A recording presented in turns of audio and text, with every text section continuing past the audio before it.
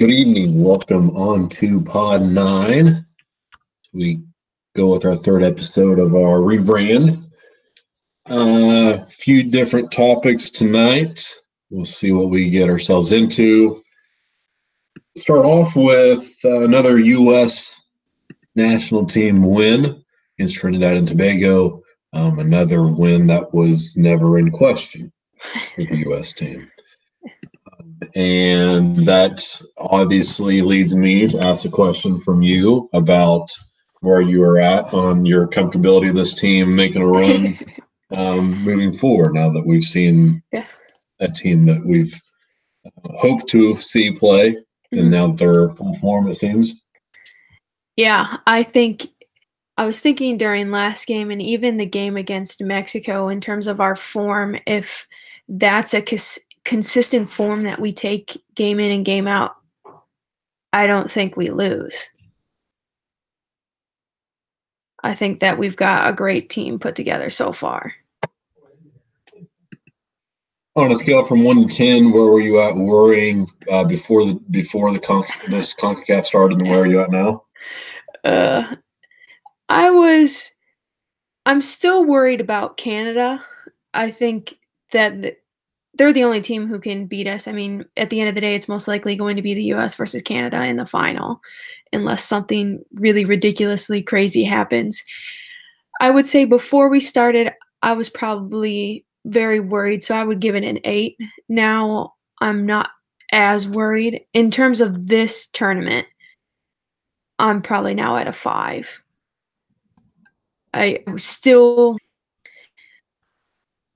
There's still some things that I think we need to address in terms of what is our buildup going to be leading into the World Cup.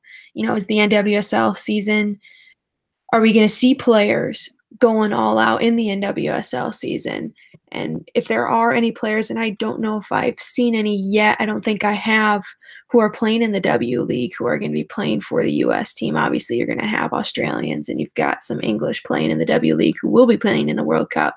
But how is that going to affect how much kind of miles on a person's body? How much is that going to affect them going into the World Cup? So I would say I'm more worried about that and just being consistent with our form. I think that this tournament so far has been the most consistent that we've played at a high level so far.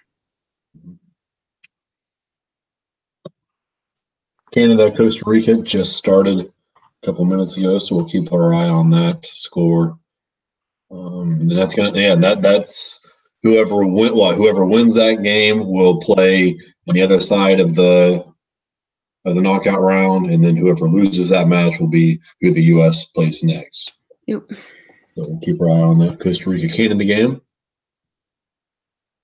Any other things you want to talk about soccer-wise, U.S. soccer-wise? No, I think we covered it all. I'm just not as worried anymore, so that's my anxiety is down. Good.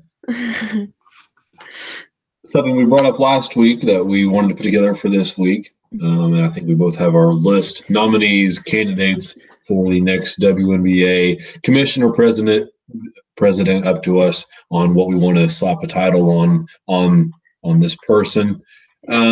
So I don't know, what were you looking for? What was your criteria? So I was looking for this is going to need to be somebody who I think is obviously players first, player driven. I think you have a league that is established enough as far as enough is probably the big word there. Established enough as far as the marketing standpoint goes and the expansion goes. You're widespread enough to where that, let's look into getting other teams in the league. But priority one's going to be taking care of the players and having players, one, stay here, and two, making one of the players come here to play.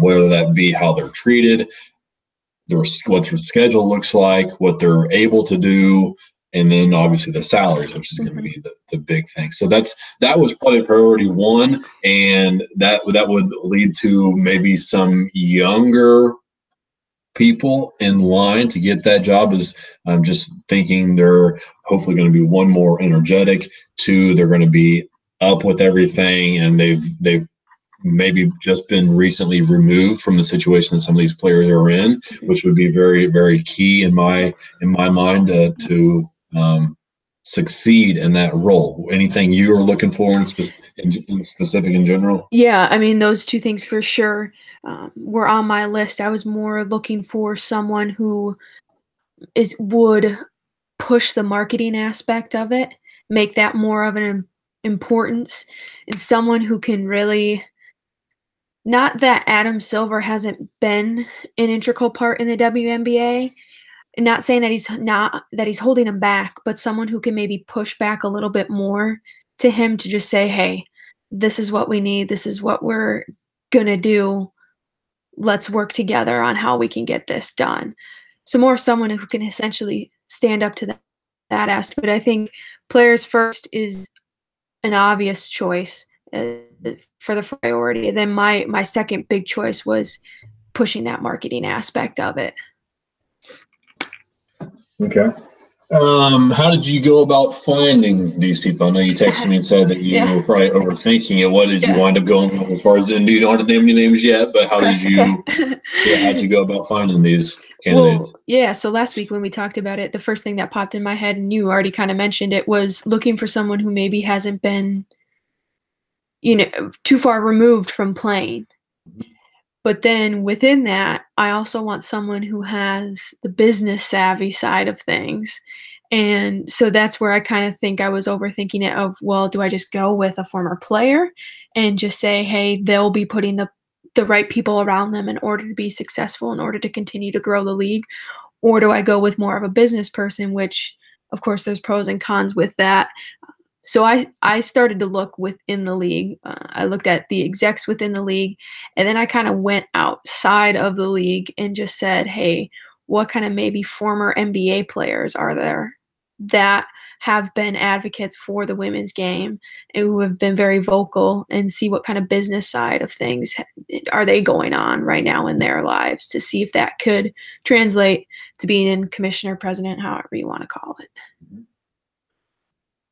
Yeah, and I basically the same stuff is what I'm looking for. Have any players expressed interest in any administration work, or have there been former people who have been involved with the league that moved on and moved to something else?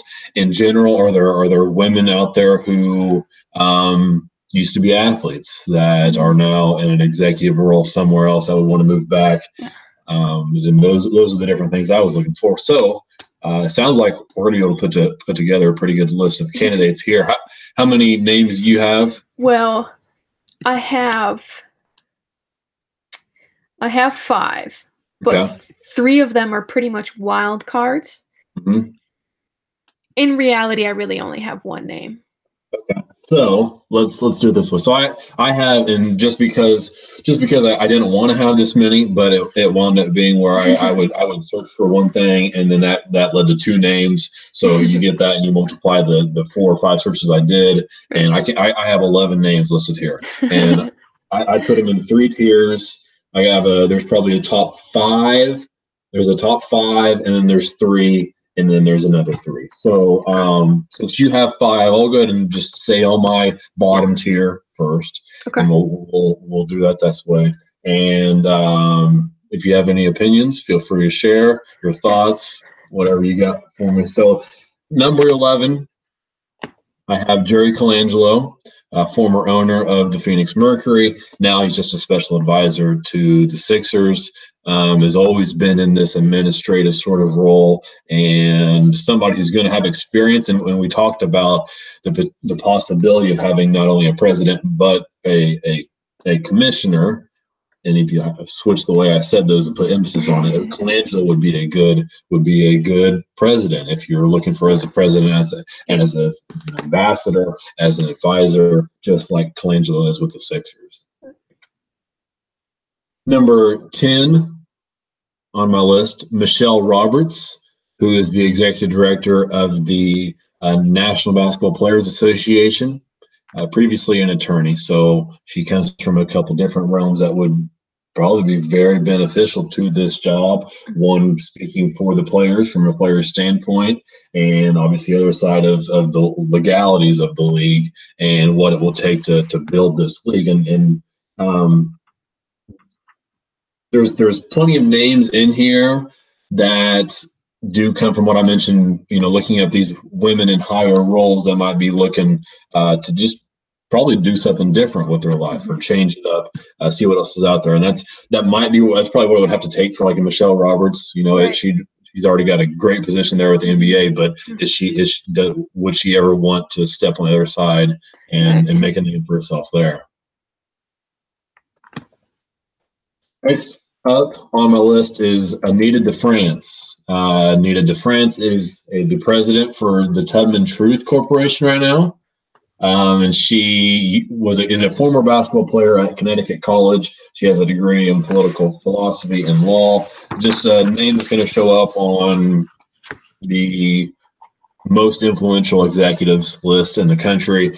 Somebody who, like I said, does have some experience playing ball in the past. So just a different element that you could bring somebody from the outside put here to see what she could do with the league. So that's why she's on there. And those would be my three in the bottom tier of my list. So you said you had three wild cards, only really one. How about you give your three wild cards right now? So my three wild cards are actually former NBA players. And I kind of was going back and forth too of, well, do we want a female? Do we want a male? We've only had female presidents. So in terms of the president, like the presidential role, I could see these three guys filling that versus if we want a commissioner, I don't think that they're there. So I had Kevin Garnett, Steve Nash, and then this one might surprise you, but in doing some research, found out that he actually works in this really cool startup marketing area, Michael Redd. Huh, really? Yeah, so those were my three wild cards in terms of if we're looking for more of the advisor role, those three are mine, are my top ones. Okay, and I like that. Yeah, I like the Nash plot a lot, just because of his leadership on the court, and he seems to be a humble person and down to earth, and probably would love to think through all these things and figure out what would be best for the league. So I do like that name thrown in there a lot. Okay, so on to my tier two. The three more names that I have on here. At the bottom of that tier two is the one who really saw the WNBA come into existence, and that is David Stern, NBA commissioner for 30 years, who was there when the WNBA started. I'm very interested, even if he doesn't take this role, which I don't know what the odds would be set at for David Stern, but I'm very interested to see if he does have any opinions or if anybody would give him an interview just to see what he has to say about this role and what needs to happen. Yeah, he was on the outside of my list. I had thought about him, but scratched him because I don't think the odds are there. Yeah. Next on the list, and also I don't think the odds are there because she's already on the path to become the first female ever to do what she's trying to do anyway. So I don't think she's going to steer away from that anytime soon, and that's Becky Hammon. Yeah. So on her way to becoming the first professional female basketball coach, first professional basketball female coach, right? So she's got her eyes set on that, and she's rapidly ascending. So odds are strongly against that happening, but her name is on tier two. Also in that tier two is Katie Smith. You talked about current coaches, executives that you were looking at, thinking about. Katie Smith is the one that I have on my list. Right now, the Liberty coach, played for 14 years, has mentioned in the past, and obviously going through with it, about climbing her way up the executive role and being in administration of some sort. So I don't know. That'd be pretty tough now that she's just in her second year. She'll be in her second year as a Liberty coach. So that'd be interesting to see if that would even be a possibility, but Right. a lot of turnover is what that would cause. Yeah. But I did have her on this list just because of her. Yeah, the possibility is there, I'd say. Yeah. Yeah, I would agree with that. So you had one that's not real, right? Well, it was real up until today. So the GM for the Atlanta Dream, Chris Cinco, he won Exec of the Year this past year. Just announced today that now he is also going to be the president of the Atlanta Dream. So odds of that one happening are very, very slim. But he was going to be my top choice had today not happened. Hmm. And I was wondering, and obviously that's probably not going to work. Where he's slight conflict of interest. I'm sure that if he were to keep that job, he wasn't able to do a commissioner job for the WNBA. But I also was wondering, and especially as we get into my top tier, if that is a position that you could do some work on the side for something else too, especially if let's say one of these CEO names that I have on here, if they're going to continue to be that CEO role, which is more or less in their position, just an advisor for their business, really. Yeah. Is that something they could do on the side as opposed to the WNBA? But like you say, yeah, I'm sure that wouldn't be possible for him, but just a thought. Yeah. Okay. He's only got 1 year under his belt, too, so it was more or less a long shot, but with the Dream doing so well, the moves that he's made with the Dream, I don't think it would be too far-fetched, but then again, today, it would be extremely far-fetched now. Yeah, well, good for him. Yeah. Maybe next time. Okay, so I have 5 in my tier 1.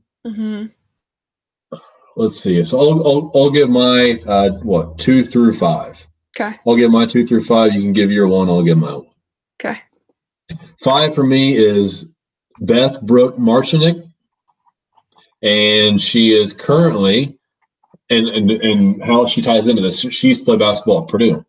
She is now the global vice chair of public policy at Ernst & Young, which is one of the largest professional services firms in the world and one of the big 4 accounting firms.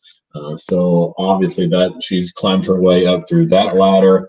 She was also on the list from one of the top 50 female executives in the world. She does have that experience from an athletic standpoint. And it was a really cool article where I got these names where they would ask these top 50 women, or however many it was that used to play sports, how sports impacted them. So they all had these quotes that either showed or didn't show. Did they take it seriously? Could they actually pull enough from the sport to say, you know what, that led to my success in this realm? And then I tried to tie that back into, all right, well, then they would probably be willing to make something work the other way. So her name is on there at number 5. At number 4, the next 2 actually are going to be a different route, and you might have an opinion on this, maybe good or bad. Kelly Masters. Kelly Masters, she has represented a player in the NFL draft since 2006. She's been an agent for players in every draft for the last 12 years. And she has established KMM Sports, which is a agent firm where players go to pick up an agent, and it's actually really successful. I had never heard of it until I started looking up these candidates and saw her, and that's in the thinking of, all right, it's in very good standing. Yeah, of course she already has these clients who she's an agent for, but it seems like it's so well off that maybe she would be willing to try something else and have that on the side. So Kelly Masters is a thought there. Do you have a list? Is there a list somewhere of who she represents? I'm sure there is. Okay. There is for my next candidate, but I'm assuming that that Masters, they have so many clients that it would have been tough for them to list one whatever. The next one, she only has a couple of clients, so they did list them 1, 2, and that is Danielle Cantor, and she's the only female NBA agent. that has any clients. One of those is Malcolm Brogdon, and then Otto Porter Jr. are her two clients. Wharton School of Business, so comes from a good background there. And again, looking at the player aspect, understanding what the players are going to want, understanding what needs to be done to get those players what they want, or maximize their potential and what they deserve. And that's just a great asset to have whenever we're talking about the things that we talked about to lead off the podcast about what we were looking for. Right. Then number 2 on my list is Gail Boudreaux. So Gail Boudreaux is the president and CEO of Anthem Incorporated. Right. And that is they deal with healthcare. It's a Fortune 500 company, and she was listed as, I think, number 2 on most influential female CEOs in the country, if not the world. So she played basketball at Dartmouth, and she got her MBA from Columbia. So all tying that in together with experience, with knowing what's going on just about every level of this. And only reason I put her at 2 is probably because the odds just aren't there. I'm hoping somebody would send somebody like her an email just seeing if there is any interest, because shoot your shot. Yeah, right. It's laid out right there in front of you that she I'm sure she would know what she was doing. Yeah, and it would be quite an interesting aspect to bring someone like her on, coming from her background of working with Anthem, and then what that could potentially mean down the road for when players retire. What could she bring to the table in terms of insurance? And it's a great thought. Okay, so I have one left, but I'll let you go first. Okay. And there is a very good chance that these are the same. We have the same person. Potentially. So I went from within. That was my, I think, not that they need to go from within, but I think that's where they need to look first from within, because you have Anne Rodriguez, who is my top choice for it. She was the senior vice president of the WNBA. She just got named the COO earlier, a couple months ago, if I'm not mistaken. Before she came to the WNBA last year, she came from Atlanta United FC, and she was the vice president of business operations. She pretty much took over the marketing strategy and the business plan. She focused on ticket sales, marketing, all the social media kind of realm of things, sponsorships, retail, communications, all this and that.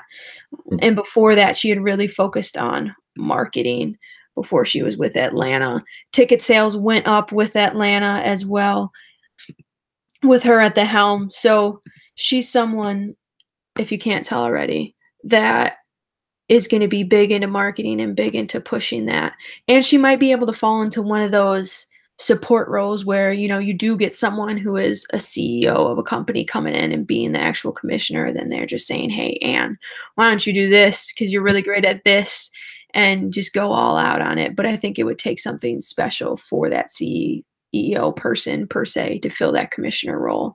Whereas I think Anne, she knows the system. She's been here for about a year. She just got a promotion. She's kind of been there, done that so far with the sports side of things. And she has her MBA as well. So no, that sounds like it could definitely be the next WNBA president. My number 1 candidate for WNBA president is Lauren Jackson, who has been very outspoken about her interest in becoming a part of administration. In what capacity, in what realm, that's been something that she has left open to a discussion. Well, here's a discussion to bring her in and get her what she wanted to do, because she's right now she's the what Women's Australian Basketball Alliance. That's who she's with right now. So she's already got her foot in the door there. It might just be a matter of, in my opinion, if the WNBA is something that she'd want to look more into. Yeah, she was definitely the first person that came to mind last week because automatically for me, okay, what former player is out there? And so Lauren Jackson, of course, popped into my head. Um, but I think the probability of that happening is slim. So that's why she didn't really make my list. But yeah, I'm not opposed to it whatsoever. Yeah. I am totally on board with the Lauren Jackson, president of the WNBA. Yeah, no, I think given some good ideas that they can run with, 3 or 4 candidates, I'd say that definitely makes sense. They can at least throw an email to. Yeah. Yeah, because I mean, if you think about it, if for whatever reason, Ann Rodriguez is that next one to be president, you think she would be reaching out to Lauren Jackson, right? Yeah. And I don't know the whole structural system within the WNBA, especially up at the top, but you think you would have some sort of essentially like a cabinet for a president that would be your advisors and just saying, hey, let's have a players first person, which you can take one of those NBA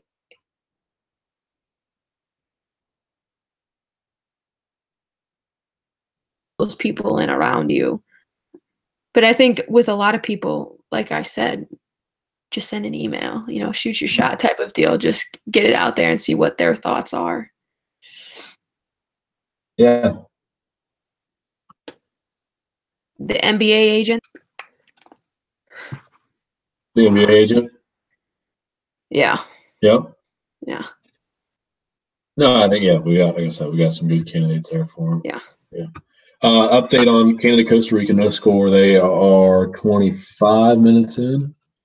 Becky just scored. Janine Becky just scored. Mm-hmm. The 1-0. minute. Yeah. Okay. 26 minute updates there. Yeah. Okay, so 1-0 Canada. There's your update for that. Other storyline that I had sent to you for us to talk about. If you want to hit on it, we can. And that is sort of this. I don't know. I guess let's say that when the brother gets upset or maybe a little jealous that the younger sister just got her first acceptance letter in the mail, and he started to worry about, well, wait a minute, me and all my friends were always the cool ones, the mom and dad, and now we got little sister here who's not doing anything to hurt us, but she's doing something for herself, so maybe we should try to push her down the stairs or something. As Kansas City Royals are suing the Utah Royals FC for impinging on their trademark, is what the lawsuit is, saying that basically saying the Royals have stolen their name, their logo. That's for anybody else to just Google image search what the logos look like. So that's an interesting point of view. But yeah, it's going to come down to whether or not customers are being confused and looking at one Royals and thinking, oh, that's the Royals, and are they confused and thinking that should have been the other Royals? And yeah, I guess just that 5-minute explanation is as confusing as this whole thing as to why we're even wasting breath on it. But any opinions from you? Oh, of course.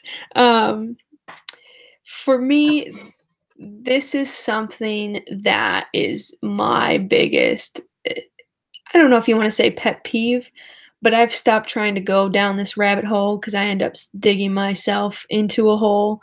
So I honestly hadn't read anything about it. I knew it was going on because, of course, I saw it all over Twitter and I saw people's reactions to it, but I was really trying to stay away from any sort of article just because I knew it was just going to set me off even more because it's at the end of the day, it's just so dumb.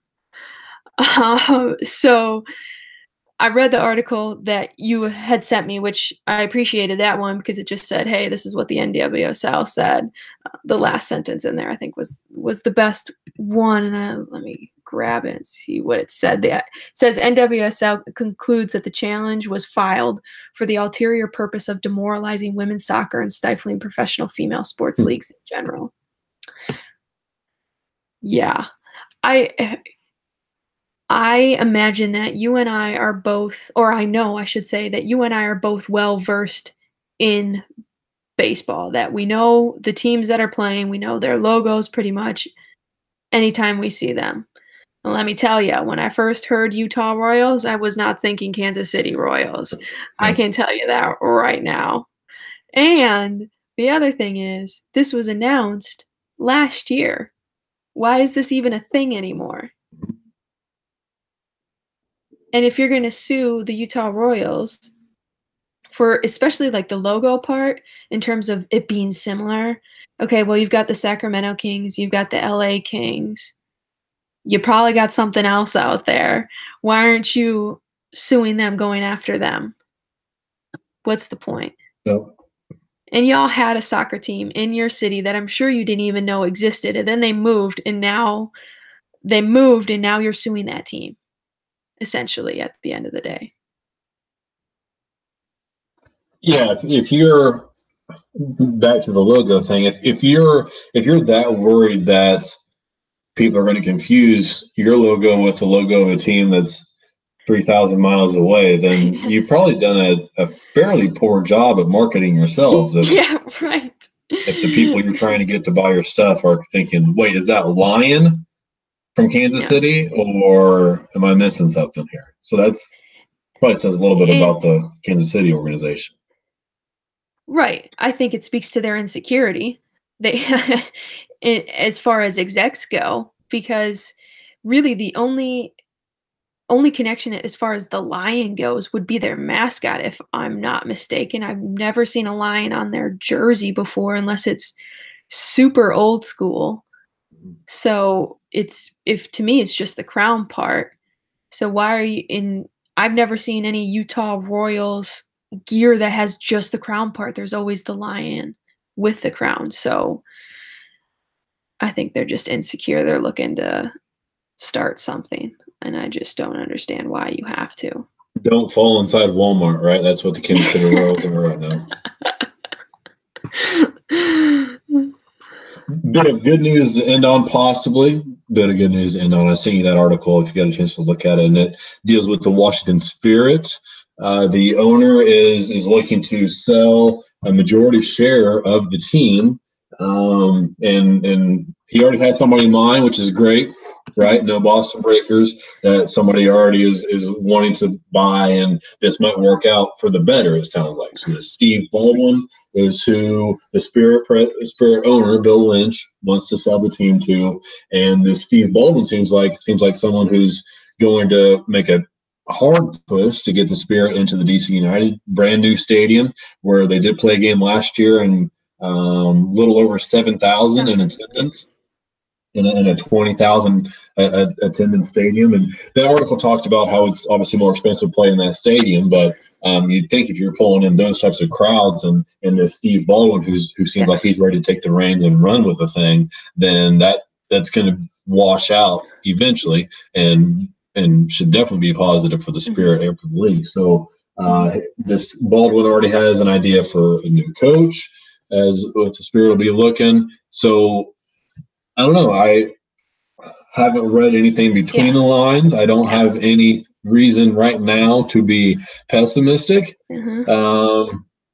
Which I guess says something, right? I mean, this is a league that has struggled when it comes time to sell teams or to relocate teams. And if this happens, it's a great story for the league, really, right?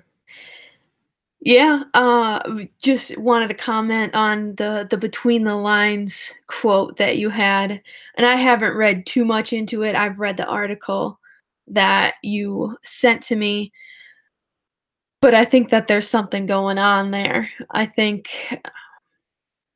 this is kind of like my buddy type of thing, and I'm gonna hire my buddy. Now, I don't know if that's all completely true. I haven't read, like I said, too far into it, just from what I've seen in terms of Twitter, which of course Twitter isn't always right, but that's where I got the first official news that he was looking to sell the majority portion of the team, and just kind of those first initial reactions from people weren't exactly positive reactions. But from reading the article that you sent me, it all seems positive at least up until now. And we'll see, I guess, if this is what happens, what he can do with the team to turn him around. Yeah, and hopefully that is something that gets taken care of. I don't know, before the draft, really, right? I think when the draft comes around, you need to have everything established. One would hope. Yeah, would hope. Let's not put anything past the NWSL after last season, right. After last draft. Right. Yeah. I know. So we'll see. We'll keep up to date on that.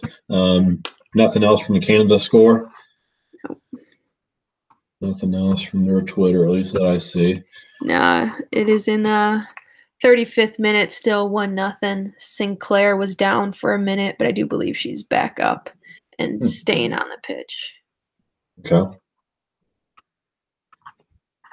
We've been updating the volleyball teams, the undefeated teams left in NCAA. BYU still 16-0. They remain at number 1. Pittsburgh still undefeated. They're at 17-0. On the 21st, which is 10 days, they play Louisville. Right now, those are the only 2 teams undefeated in the ACC. So big match looming there for the Pitt Panthers. And they're still, I think, 8th, maybe 7th ranked. So one, that's a testament to how good the Big Ten is, really. Yeah. The fact that there's still four teams ahead of them in the Big Ten, but also how good is this Pittsburgh team? So right. If they beat Louisville, if they lose to Louisville, how does that affect them? What are we looking at come NCAA time? So we'll keep updating on those teams there. With the W League getting ready to start up, they're 2 weeks away, 2 weeks from tonight, right? 2 weeks from tonight, I believe, the first match. Next week, I'll have what the league's doing update-wise. We'll rank those and figure out which ones are best for the players and for the league, with new things coming the W League way. I said next week. There's a good chance I won't be available next week. I'm hoping to go to the Wisconsin game against Nebraska a week from tonight, so I plan to be in Madison for that. And so might do that in 2 weeks. But for this show, is there anything else you wanted to go over, talk about, wrap up? No, I said my piece. Okay, and like I said, we'll get into W League here in a couple of weeks, and I know you'll be ready for that. Yeah. As you got to start doing your research anyway, right, and figuring out how you're going to watch games. So, or get mad at the streaming service. Let's hope not. Typical.